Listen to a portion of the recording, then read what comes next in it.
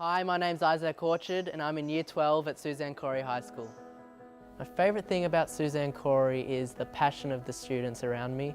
There is a plethora of activities to get involved in, and whatever you choose to participate in, there's always a driving passion motivating the students forward, and you'll see that everywhere around the school. It could be a bit of culture shock coming here where everyone you meet is like top of the class, acing every test, but the high achieving nature of the students is really just the tip of the iceberg when it comes to the student body.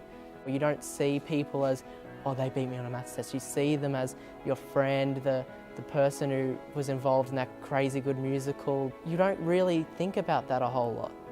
A good education is all about providing choice and providing opportunities for students to become well-rounded individuals. It includes the people around you, it includes the choice you have, the social skills you gain in that time. And it's just having a safe and secure environment for you to learn that crafts a good education.